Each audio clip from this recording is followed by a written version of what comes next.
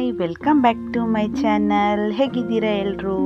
ಇವತ್ತು ನಾನು ನಿಮಗೆ ಹೆಲ್ದಿಯಾದ ಪಾಲಕ್ ಪನ್ನೀರ್ ರೆಸಿಪಿ ಹೇಗೆ ಮಾಡೋದಂತ ಹೇಳಿಕೊಡ್ತೇನೆ. ಬನ್ನಿ ಬ್ಲಾಗ್ ಸ್ಟಾರ್ಟ್ ಮಾಡುವ.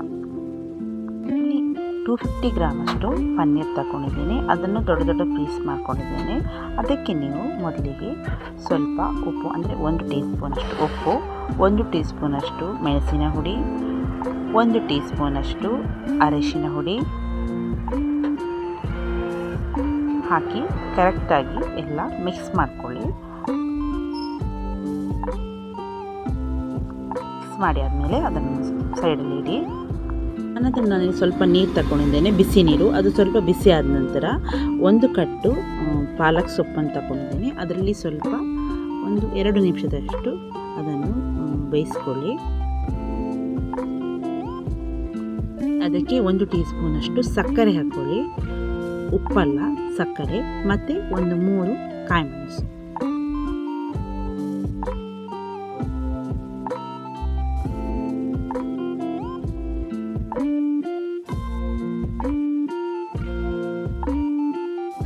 ಒಂದು 5 ನಿಮಿಷ ಬೇಯಿಸಿದರೆ ಸಾಕು. ಇದು ಸ್ವಲ್ಪ ಮೆದು ಆಯಿತು. ಆನಂತರ ಇದನ್ನು ಸ್ವಲ್ಪ ತಣ್ಣಗಾಗಲಿಕ್ಕೆ ಬಿಡಿ. ಮಸಾಲೆ ರೆಡಿ ಮಾಡೋಣ. ಒಂದು ಸಣ್ಣ ಪಾನ್ ತಗೊಳ್ಳಿ. ಆ ಪಾನ್ ಬಿಸಿ ಆದ ನಂತರ ಅದಕ್ಕೆ ಸ್ವಲ್ಪ 2 ಟೀ ಸ್ಪೂನಷ್ಟು ಎಣ್ಣೆ ಹಾಕಿ, 2 ಈರುಳ್ಳಿಯನ್ನು ತಗೊಂಡಿದ್ದೇನೆ. ಅದನ್ನು ಮೀಡಿಯಮ್ ಸೈಜ್ ಕಟ್ ಮಾಡ್ಕೊಂಡು ಹಾಕ್ಕೊಳ್ಳಿ. ಅದನ್ನು ಕರೆಕ್ಟಾಗಿ ಫ್ರೈ ಮಾಡ್ಕೊಳ್ಳಿ 1-2 ನಿಮಿಷ.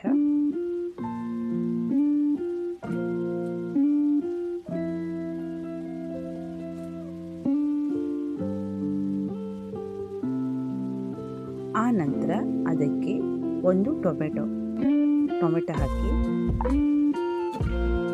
ಎರಡನ್ನು ಕರೆಕ್ಟಾಗಿ ಫ್ರೈ ಮಾಡಿ.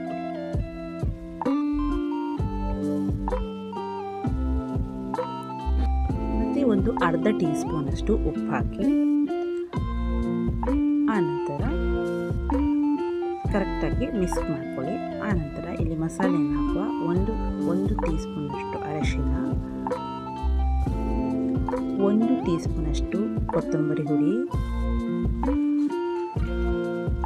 1 ಟೀ ಸ್ಪೂನಷ್ಟು ಗರಂ ಮಸಾಲೆ, ಅರ್ಧ ಟೀ ಸ್ಪೂನಷ್ಟು ಜೀರಿಗೆ ಹುಡಿ, 2 ಟೀ ಸ್ಪೂನಷ್ಟು ಮೆಣಸಿನ ಹುಡಿ. ಇದನ್ನು ಸ್ಲೋ ಫ್ಲೇಮಲ್ಲಿ ಇಟ್ಕೊಂಡು ಕರೆಕ್ಟಾಗಿ ಮಿಕ್ಸ್ ಮಾಡ್ಕೊಳ್ಳಿ.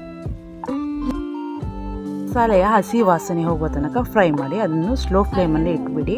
ಈಗ ನಾವು ಪಾಲಕ್ ಸೊಪ್ಪನ್ನು ಗ್ರೈಂಡ್ ಮಾಡ್ಕೊಳ್ಳುವ. ಒಂದು ಮಿಕ್ಸಿ ಜಾರಿಗೆ ತಗೊಂಡು ಅದನ್ನು ಹಾಕಿ ತಣ್ಣಗಾದ್ಮೇಲೆ ಹಾಕಿ ಗ್ರೈಂಡ್ ಮಾಡ್ಕೊಳ್ಳಿ. ಮತ್ತು ಗ್ರೈಂಡ್ ಮಾಡಿದಂತಹ ಪಾಲಕ್ ಸೊಪ್ಪಿನದು ಪೇಸ್ಟನ್ನು ಅದಕ್ಕೆ ಹಾಕಿ ಕರೆಕ್ಟಾಗಿ ಫ್ರೈ ಮಾಡ್ಕೊಳ್ಳಿ. ಅದರ ಹಸಿ ವಾಸನೆ ಎಲ್ಲ ಹೋಗಬೇಕು.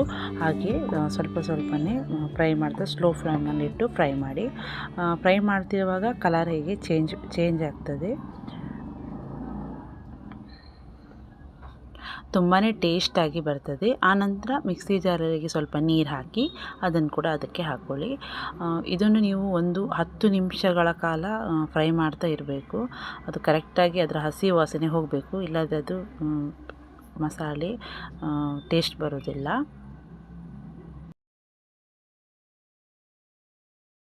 ನಾವು ಮ್ಯಾರಿನೇಟ್ ಮಾಡಿದಂತಹ ಪನ್ನೀರನ್ನು ಅದಕ್ಕೆ ಆ್ಯಡ್ ಮಾಡ್ಕೊಳ್ಳಿ.